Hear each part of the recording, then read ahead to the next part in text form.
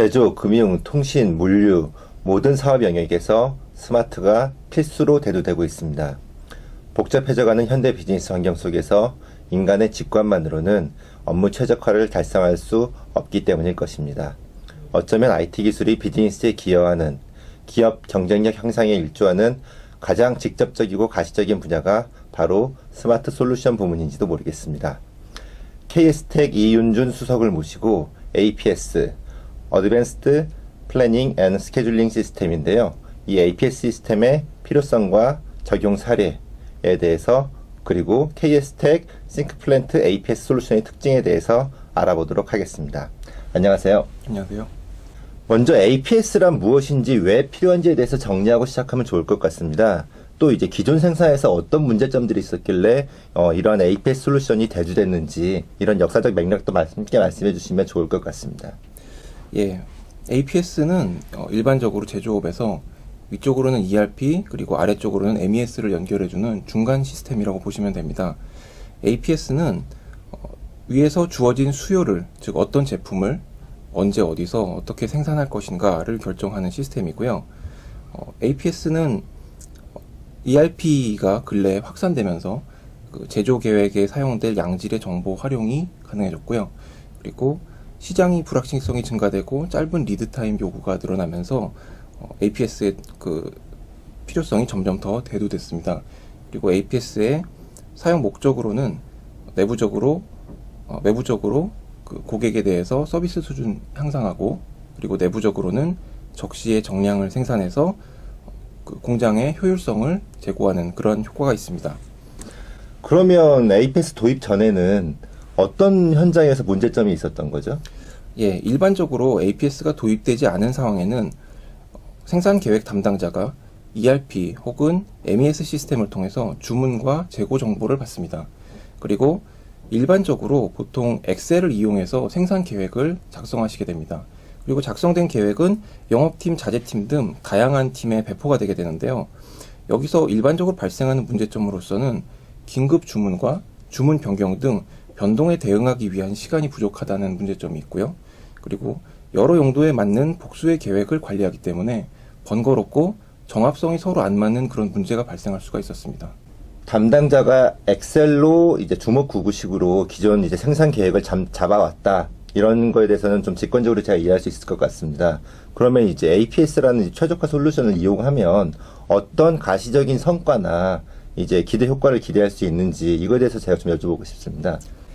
예, 도입 후의 개선점에 대해서 간단하게 말씀을 드리자면 엑셀 베이스로 되어 있던 기존의 프로세스에서 ERP와 MES를 연결해주는 APS 시스템이 중간에 들어가서 전체적인 시스템 통합을 이룸으로써 여러 부서 간의 단일 계획을 공유하는 싱글 플랜, 즉 싱글 뷰가 실현됩니다. 따라서 거시적인 전사적인 관점에서 가시성을 보장해주게 되고요. 그리고 긴급 주문, 그리고 고객에 의한 요청에 의한 주문 변경 등에 대한 변동에 대해서 명확하고 신속한 의사결정이 가능해지는 장점이 있습니다. 그렇다면 이제 말씀하신 내용은 잘 알겠는데요. 그러니까 단일 뷰를 실현하고 이걸 전사적으로 공유를 하고 그 다음에 이제 이거에 대한 지식이나 대응성이 지식이 쌓이면 물론 이제 대응성도 향상된다 이런 말씀이신 것 같습니다. 그런데 이제 지금 시청자 입장이나 이거 APS 도입을 솔루션을 이제 검토하는 입장에서는요, 이 APS라는 게 이제 구체적으로 그리고 정량적으로 어느 정도의 성과를 나오는지 기대할 수 있는지 좀 궁금해하실 것 같거든요. 예, 도입 성과에 대해서는 기대할 수 있는 효과는 일단 궁극적으로는 결국은 고객 만족도 향상이라는 어떤 정성적인 효과를 추구하는 부분이고요. 거기에 부수적으로 업무 지연 초과 근무 감소 그리고 긴급 대응력 향상 등의 부수적인 정성적 효과를 기대할 수가 있습니다.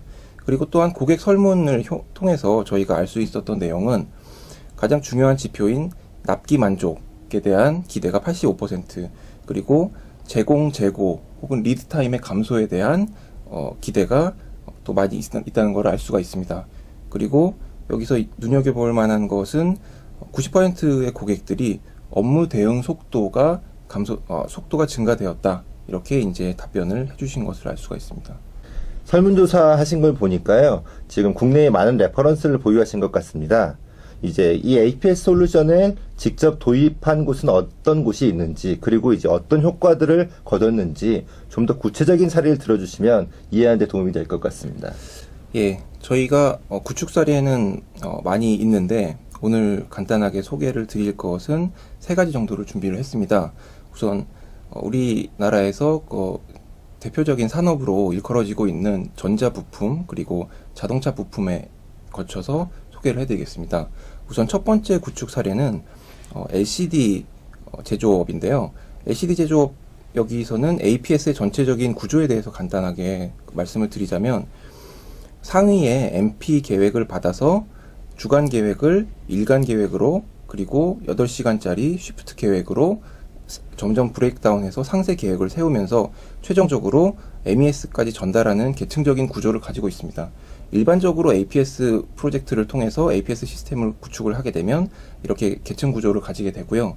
여기서는 공정별 계획이 설비별 계획으로 그리고 설비별 계획이 랏별 투입 순서와 물량을 결정하는 세부 계획으로 내려가는 것을 보실 수가 있습니다. 그리고 이렇게 구축을 하게 되는 경우에는 공정에서 필요한 여러 가지 계획 수립 당시 필요한 제약사항이나 혹은 고려사항 등이 있습니다. 이런 고려사항 등이 고려된 내용들이 여기 항목들이 나오고 있는데요. 라인에서 진행 중인 랏에 유입을 반영한다든지 모델 체인지를 최소화해서 생산 로스 시간을 줄인다든지 그리고 각각의 설비별로 고정되어 있는 어떤 제약이나 PM이나 확정 계획 같은 것들을 반영하는 이런 세부적인 생산 계획을 반영한 것을 보실 수가 있습니다. 첫 번째 사례는 이런 기본적인 모습을 알려드린 거고요. 그리고 두 번째 사례는 IBM의 사례입니다. IBM 미국에 있는 피시킬의 B323 공장에서 이제 APS를 구축한 그런 사례인데요. 이 그래프는 그럼 IBM 피시킬 공장의 그래프인가요? 네, 맞습니다. 네. 거기에 대해서 부연 설명을 좀 드리자면 일반적으로 국내 기업의 경우에는 이런 민감한 정보에 대해서 오픈하는 일이 거의 드뭅니다. 그런데 이 경우에는 지금 아래쪽에 작은 글씨로 나와 있는데요. 여기 학술지에도 발표된 대표적인 좀 성공 케이스라고 말씀드릴 수가 있겠고요. 그래서 이거는 그래프가 좀 복잡한데 왼쪽에 있는 그래프는 도입 전 그리고 오른쪽에 있는 그래프는 도입 후 그래프라고 생각하시면 되고요. 여기서 빨간 선으로 표시되어 있는 부분과 그렇지 않은 부분으로 나눠서 보시면 될 것 같습니다. 빨간 선으로 표시되는 부분은 윗 레벨입니다. 제공의 레벨인데 도입 전에는 제공 레벨의 변동성이 큰 것을 보실 수가 있습니다. 그런데 도입을 하고 나서 변동성이 감소되고 예측될 수 있는 흐름을 가진다는 것을 알 수가 있고요. 그리고 빨간 선 이외의 그래프는 각각의 제품별로 공정에서 체류한 시간을 표시하는 것입니다. 공정에서 체류하는 시간이 여기서 왼쪽 그래프에서는 마찬가지로 변동성이 굉장히 크고 다양한 넓은 분포 범위를 가지고 있는 것을 알 수가 있는데요. 오른쪽에서 도입 후의 그래프를 볼 때는 일정한 범위를 가지고 체류 시간의 어떤 기대값을 갖는 것을 알 수가 있습니다. 이것은 무슨 말이냐면 공정 흐름이 일정해졌다는 것을 이제 나타내는 그런 부분입니다. 그래서 아래쪽에 보면 표에서 확인하실 수 있듯이 스루풋은 증가하고 사이클 타임은 감소해서 공정의 건강도가 높아진 것을 알 수가 있습니다. 마지막 사례는 국내 자동차 부품 업체의 사례입니다.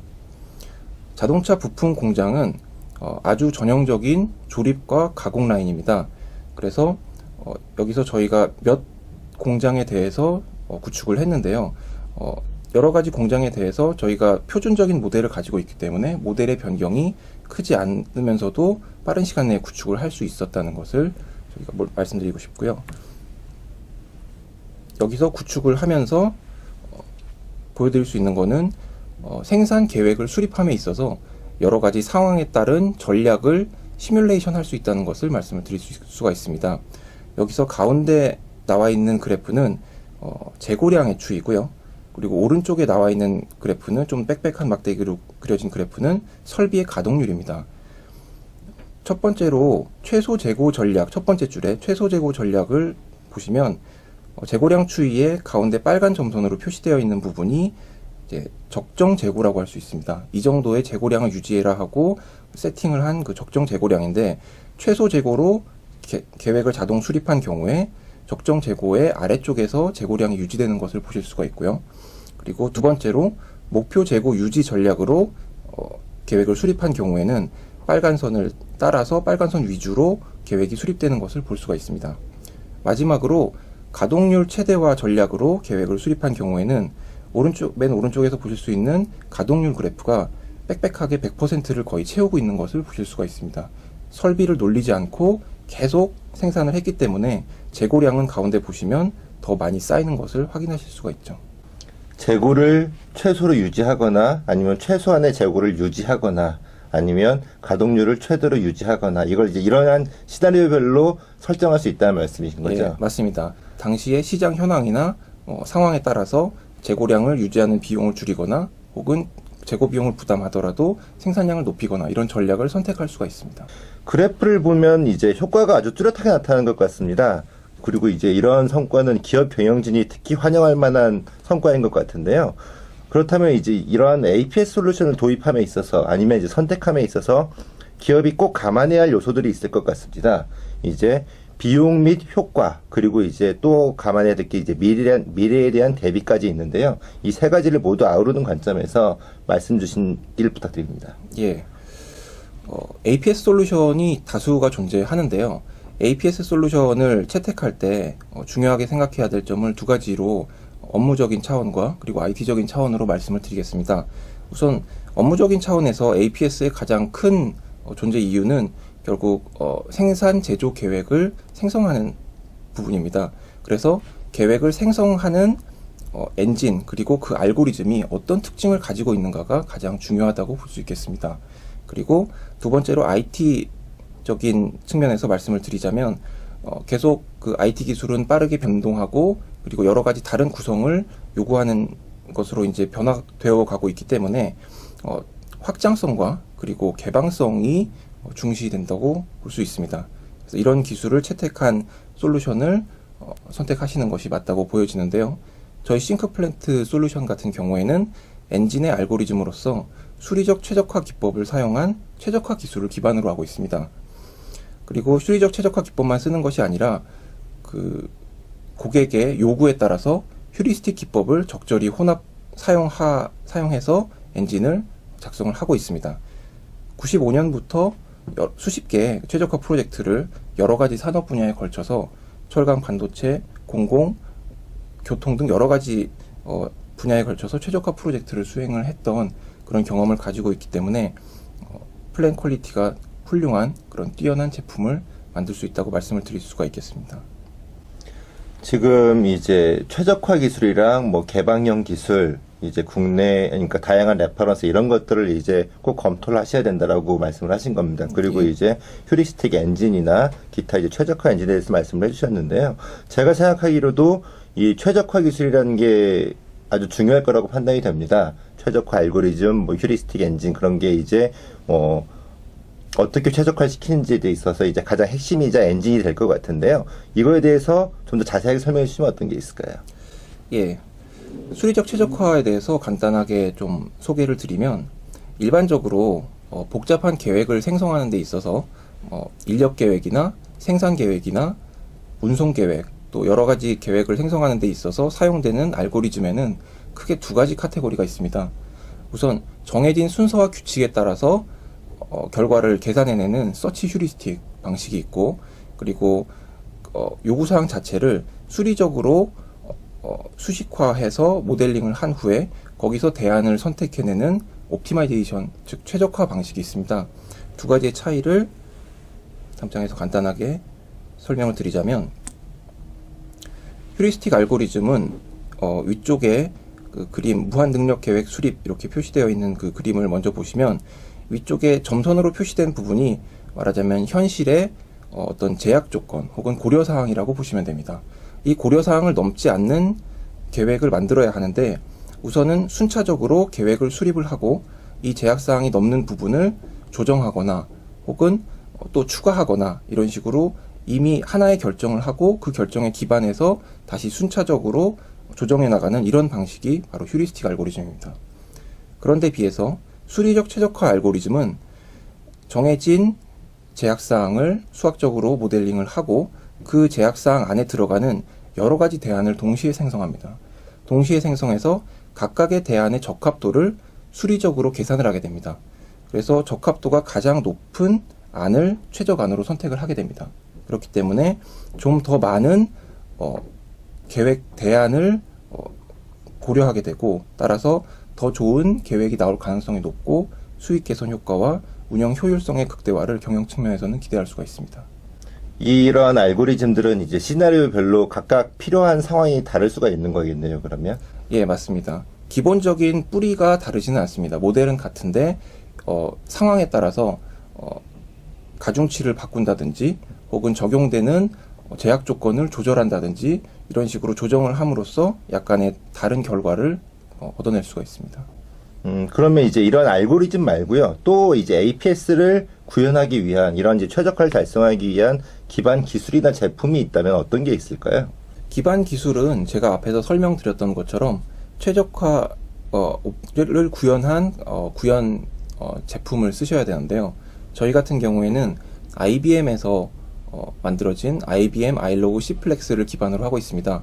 지금은 CP 옵티마이저와 더불어서 IBM 디시전 옵티미제이션 센터라는 이름으로 바뀌어서 좀 더 범위가 큰 솔루션으로 확장되었습니다. 아까 앞에 보니까 이제 멀티티어 아키텍처와 개방형 표준 기술도 잠깐 언급을 하셨습니다. 예. 예, 지금 이제 알고리즘에서 자세히 설명을 해주셨고요. 그리고 그 뒷면에 숨은 이제 IBM의 기술에 대해서도 말씀을 해주셨는데요. 멀티티어 아키텍처와 개방형 표준 기술도 좀 말씀을 부탁드리겠습니다. 예. 저희는 여기 화면에서 보실 수 있는 것처럼 멀티티어 아키텍처를 가지고 있는데요. 기본적으로 외부 시스템, 즉 ERP 혹은 MES, EAI 등과 연결할 수 있는 데이터를 담고 있는 플래닝 DB를 담고 있는 DB 서버가 있습니다. DB 서버 위에 저희 계획을 생성하기 위한 코어를 담고 있는 싱크플랜트의 플랜 엔진 모듈이 있고, 플랜 엔진의 통신을 담당하고 있는 엔진 서버가 있습니다. 이 두 가지를 담고 있는 어플리케이션 서버가 있고요. 그리고 사용자에게 전달하기 위해서 앞단에서 웹 화면을 구성해주는 웹 서버가 있습니다. 웹 서버는 저희가 개방형 아키텍처를 지원하기 위해서 이거브 프레임워크, 즉 전자정보 프레임워크를 기반으로 해서 DP, OP, SNP 등 여러 가지 싱크플랜트 웹 어플리케이션 모듈을 탑재해서 사용자에게 제공하고 있고요. 사용자는 자신의 웹 브라우저를 이용해서 우리 시스템에 접근할 수가 있습니다. 또한 계획자가 CS 버전의 스탠드얼론 시스템을 원하는 경우에는 스탠드얼론으로 구성할 수도 있는 형태의 다양하게 구성을 할 수가 있습니다. 확장성과 유연성이 이제 이 아키텍처하고 개방형 기술을 통해서 이루어진다, 이렇게 요약하면 될까요? 예, 맞습니다. 설명을 듣다 보니 IT 기술을 이제 기반으로 하고 있으면서도 비즈니스 현장과 아주 밀접한 그러한 솔루션이 아닌가 싶습니다. 그런데 이제 이런 솔루션들의 특징은 그 현업 사용자들이 많이 이용한다는 거지 않습니까? 예. 방금도 이제 웹 브라우저 같은 걸 이야기를 하셨는데요. 이런 솔루션 같은 경우는 사용자 경험, 사용자 인터페이스, 기타 세부 기능이 꽤 중요할 것 같습니다. 예. 이와 관련해서는 이제 어떤 고려가 이루어져 있나요? 예, 맞습니다. 현업 사용자들이 사용하는 부분은 결국 이제 그 세부 화면이 될 텐데요. 저희가 세부 화면을 전부 소개시켜 드리기는 좀 무리가 있을 것 같고, 저희 간단하게 요약해서 개요를 말씀드리도록 하겠습니다. 저희는 SCM PDCA 사이클, 즉 계획하고 수행하고 검토해서 다시 조정하고 다시 계획하는 이런 사이클을 지원하는 모든 화면들을 포함하고 있습니다. 그래서 결과를 세우고 검토하는 이런 전체 사이클의 세부 화면들을 모두 다양하게 지원해서 사용자가 자기 업무에 맞는 화면을 바로바로 쓸 수 있도록 저희가 지원을 하고 있고요. 다음 장에 솔루션 모듈 구성을 간단하게 보시면 싱크플랜트 코어를 기반으로 해서 수요 계획, 공급 계획, 생산 계획, 그리고 생산 스케줄까지 다양한 모듈들을 담고 있기 때문에 사용자들이 업무에 적합한 화면을 쉽게 사용할 수 있을 거라고 생각이 됩니다. 제가 듣다 보니 질문이 하나 더 있습니다. 이게 아까 확장성하고 유연성을 말씀하셨는데요. 예. 이런 이제 제조사 같은 경우는 대부분 또 타사랑 연관되는 경우가 많이 있을 것 같습니다. 예. 아니면 이제 해외에 있는 현지 이제 사무소와의 연계 같은 게 꽤 필요할 것 같은데요. 이러한 시스템적 연계 측면에서는 어떻습니까? 예, 맞습니다. ERP 혹은 MES 혹은 외부 시스템과 연계하는 게 APS의 기본적인 조건인데요. 저희는 내부적으로 제품 혹은 뭐 봄 이런 기준 정보를 여기 화면에서 보실 수 있는 것처럼 기준 정보들을 갖추고 있습니다. 그런데 이 구조와 맞게 ERP 혹은 MES와 다양한 방식으로 연동할 수가 있는데요. DB 혹은 뭐 메시지, EIA 등을 통해서 여러 가지 방식으로 유기적으로 연동이 가능하며, 그리고 ERP 혹은 MES에서 관리하지 못하는 로컬 마스터 데이터들도 저희 APS에서 따로 관리를 할 수가 있습니다. 예, 기능에 대한 설명 잘 들었습니다. 그런데 이제 이런 거는 기업의 핵심 비즈니스인 이제 제조 현장과 관련이 있지 않습니까? 좀 전체적인 관점에서 바라보겠습니다. 근데 이제 그러다 보니까 이런 솔루션을 도입하고 적용하기까지의 과정이 사실 좀 만만치 않을 것 같습니다. 일반적으로 이제 도입 프로세스는 어떻게 이루어지고요? 도입하는데 이제 소요되는 기간 같은 건 얼마나 되나요? 예. 도입 절차는 사실 일반적인 IT 시스템과 크게 다르지는 않습니다. 현황 분석을 하고, 설계를 하고, 구축을 하고, 그리고 시스템 통합 테스트하고, 교육한 후에 런칭하는 이런 절차를 따르게 되는데, 저희가 조금 다른 점은 최적화 모델링 과정이 중간에 구축 단계에 포함이 되어 있어서 최적화 모델을 통한 계획을 생성하고 사용자가 검토한 후에 다시 반복적으로 모델을 개선하고 계획을 플랜 퀄리티를 제고하는 그런 과정이 중간에 반복적으로 진행이 되게 됩니다. 그래서 요구되는 기능과 범위에 따라서 전체적인 일정은 물론 다를 수밖에 없지만 일반적으로 통상 6개월 이상, 약 6개월에서 10개월 정도 소요된다고 보시면 될 것 같습니다. 네. 지금까지 이제 APS 솔루션의 이제 필요성과 효과, 그리고 이제 싱크플랜트 APS 솔루션의 주요 차별점과 기능에 대해서 이제 잘 설명을 해주신 것 같습니다. 근데 이제 제가 생각하기로도 이러한 APS 솔루션 분야는 앞으로도 더욱 이제 확대 발전할 여지가 있어 보입니다. IT하고 비즈니스하고 점점 결합이 많이 되는 것처럼요. 그렇다면 이제 마지막으로 이러한 APS 솔루션이 앞으로 어떻게 발전해 나갈지 이런 거에 대해서 한번 말씀을 해주시면서 오늘 시간을 마무리했으면 합니다. 예. 제조업뿐만이 아니라 다양한 산업에 걸쳐서 시장이 개방되면서 잠재 수요는 커지고 있습니다. 하지만 그만큼 공급업체가 늘어나서 경쟁도 증가하고 생산성이 높은 기업이나 서비스 수준이 높은 기업으로 쏠리는 현상도 점점 심해지고 있습니다. 따라서 고효율의 의사결정과 빠른 대응력이 점차 중요해져서 생존의 문제가 되고 있는데요. 제조 현장에서 일어나는 생산 계획 수립에 있어서도 다름이 없습니다. 고객의 변동 있는 요구에 대해서 빠르게 대응할 수 있는 APS 시스템을 선택하는 것은 점차 선택이 아니고 필수의 문제가 될 것 같습니다. 오늘 말씀 감사합니다. 오늘 KS텍 이윤준 수석님을 모시고 지능형 APS 시스템에 대한 설명을 들어봤습니다. APS 시스템은 생산 및 물리 현장에 최적화란 개념을 도입함으로써 가시적인 성과를 도출해낼 수 있는 그런 시스템이 아닌가 생각이 됩니다. 개인적으로는 앞으로 알고리즘, 데이터 분석 등과 접목이 돼서 더욱더 발전을 기대할 수 있는 분야가 아닌가 생각이 됩니다. 독자 여러분들께도 유익한 시간이 되었기를 기대를 하고요. 긴 시간 시청해 주셔서 감사드립니다.